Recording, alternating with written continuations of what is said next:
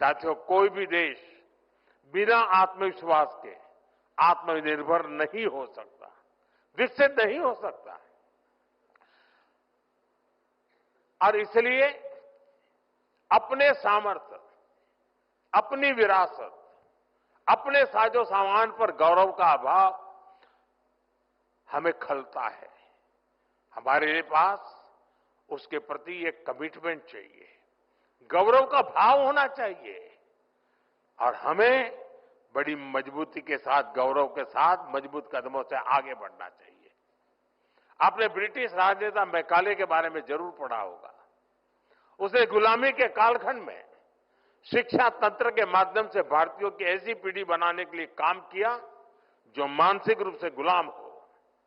इससे भारत में स्वदेशी के प्रति, अपनी परंपराओं के प्रति, अपने प्रोडक्ट्स, अपने सामर्थ्य के प्रति हीन भावना पनपी। सिर्फ स्वदेशी होना,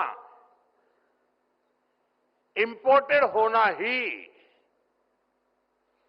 विदेशी होना और इंपोर्टेड होना, इसी को श्रेष्ठता की गारंटी मान लिया। अब ये कोई गले उतरने वाली चीज है क्या? हमें मिलकर गुलामी की इस मानसिकता को खत्म करना है। 10 साल बाद मैकाले के उस दुस्साहस को 200 वर्ष पूरे हो रहे हैं और ये पीढ़ी की जिम्मेवारी है कि 200 साल पहले का जो पाप है ना, वो धोने के लिए अभी 10 साल बचे हैं हमारे पास। और ये युवा पीढ़ी धो करके रहेगी, मुझे पूरा भरोसा है। और इसलिए देश के हर युवा को संकल्प लेकर इस मानसिकता से देश को बाहर निकालना है। साथियों, हमारे यहां शास्त्रों में कहा गया है और यहां पर स्टार्टअप, यहां जो प्रेजेंटेशन हुआ उसमें भी उसका उल्लेख किया गया, आनो भद्राः कर्तवो यन्तु विश्वतः। यानी हमारे लिए सभी दिशाओं से कल्याणकारी और शुभ और श्रेष्ठ विचार आने दे। आपको भी दुनिया के हर बेस्ट प्रैक्टिस से सीखना है, लेकिन अपनी विरासत, अपने आइडियाज को कमतर आंकने की प्रवृत्ति को कभी हावी नहीं होने देना है।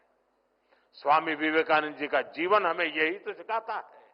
उन्होंने दुनिया भर में भ्रमण किया, वहां की अच्छी बातों की प्रशंसा की, लेकिन उन्होंने भारत की विरासत को लेकर फैलाए गए भ्रम को तोड़ने के लिए निरंतर प्रयास की, कठोरता उन्होंने घाव की उस पर।